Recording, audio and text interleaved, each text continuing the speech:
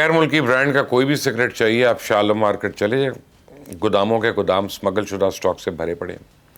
Stationery اور cosmetics کی market تو چلتی ہی اسمگل شدہ مال پہ ہیں، تو یہ اربوں ڈالر کی بلیک اکانومی جو قانونی معیشت کے متوازی چل رہی ہے، آپ اس کو صرف اس لیے نہیں روک سکتے کیونکہ اس کے لیے آپ کو افغان ٹریڈ کا گلا گھونٹنا پڑے گا اور افغانستان کی ناراضگی مول لینا پڑے گی۔ تو افغانستان کے اسمگلنگ مافیا کی طاقت کا اندازہ آپ اس بات سے لگا لیں کہ دوحہ میں مذاکرات کے دوران افغان طالبان نے صرف 2 مطالبات سامنے رکھے تھے۔ پہلا مطالبہ تھا کہ پاکستان نے ہماری جن سرحدی چوکیوں پہ قبضہ کیا وہ واپس کرے، اور دوسرا مطالبہ یہ تھا کہ افغان ٹرانزٹ ریٹ فوری طور پہ بحال ہو۔ تو سرحدی چیک پوائنٹس کی بندش پہ کابل انتظامیہ ایسے پوسٹ کری تھی کہ اگلے چند روز مزید بارڈر بند رہا تو افغانستان میں لوگ بھوکے مر جائیں گے۔ تو پاکستان میں افغانستان کے ہمدرد اور ایک مخصوص کاروباری طبقہ بھی اس واویلے میں شریک تھا، جیسے پاکستان نے افغانستان کے ساتھ کو بڑا ظلم کر دیا ہے۔ حقیقت یہ ہے کہ بارڈر کی بندش سے اسمگلنگ مافیا کا دھندا چوپٹ ہو گیا تھا۔ اگر آپ سرکاری اعداد و شمار کو دیکھیں تو افغانستان کے ساتھ تجارتی توازن پاکستان کے حق میں ہے۔ پچھلے رواں مالی سال 2024 کے دوران پاکستان نے 1 ارب 6 کروڑ 40 لاکھ ڈالر کا مال افغانستان کو ایکسپورٹ کیا، بدلے میں وہاں سے 538 ملین ڈالر کی اشیاء امپورٹ کی۔ تو افغان ٹرانزٹ ریٹ چمن، تورکھم، غلام خان اور انگور اڈا بارڈر کے ذریعے ہوتی ہے، اور روزانہ تقریباً 10 سے 15 ہزار ٹرک پاکستان سے افغانستان جاتے ہیں۔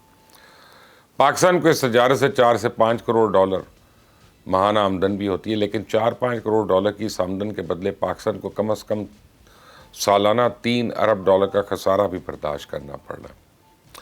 ہوتا ہی ہے کہ افغان ٹرانزٹ ٹریڈ کے تحت کراچی پورٹ پہنچنے والے سارے کے سارے کنٹینرز افغانستان نہیں پہنچتے، بلکہ ان میں زیادہ تر کنٹینرز راستے میں ہی کھل جاتے ہیں۔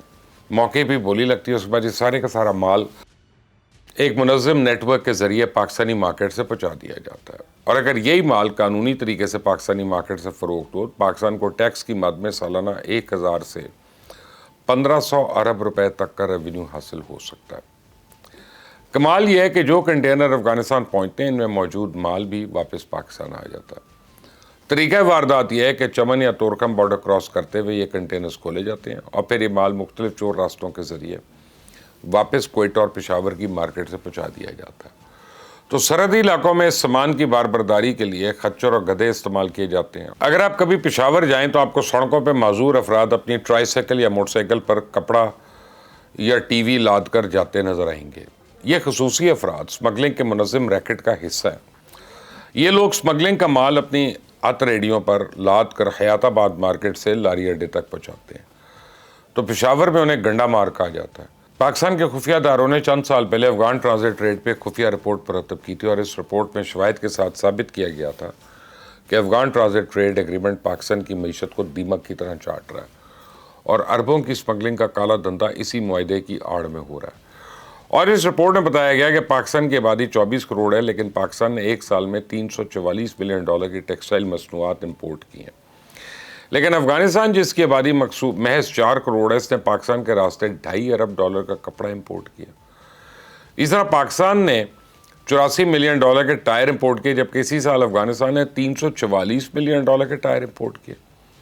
تو اب دیکھیں، پاکستان سالانہ چند سو ملین ڈالر کی چائے امپورٹ کرتا ہے۔ افغانستان جہاں چائے پینے کا رواج ہی نہیں ہے، وہاں پاکستان سے 10 گنا زیادہ چائے امپورٹ ہو رہی ہے۔ کیوں؟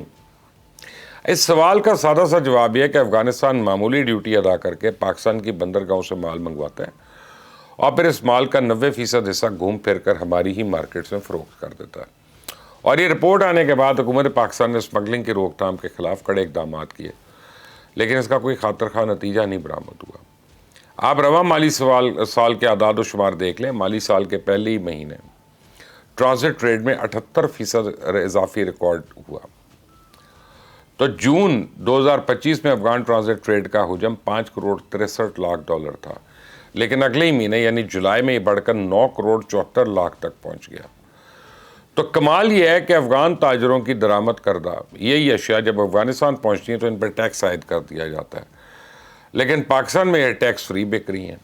تو پاکستانی تاجر جو اپنی امپورٹ پہ لاکھوں روپے کی ڈیوٹی اور ٹیکسز ادا کرتے ہیں، اور مارکیٹ میں موجود سمگل شدہ اشیاء کا مقابلہ ہی نہیں کر سکتے، کیونکہ جو شے وہ 100 روپے میں بیچتے ہیں، سمگلنگ کی بدولت وہی شے بازار میں 40 سے 50 روپے میں مل جاتی ہے۔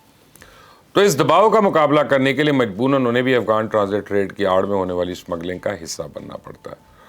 تو اب ایک محتاط اندازے کے مطابق اس مکردہ دھندے کی وجہ سے پاکستان کو سالانہ $3 ارب سے زیادہ کا نقصان برداشت کرنا پڑ رہا ہے۔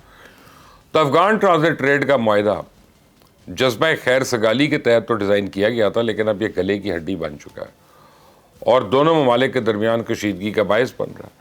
تو افغانستان سے آنے والی دہشت گردی کے سبب ہم جس خون کی قربانیاں نہیں دے رہے، بلکہ ہم اپنی معیشت کا گلا گھونٹ کے مالی قربانیاں بھی دے رہے ہیں۔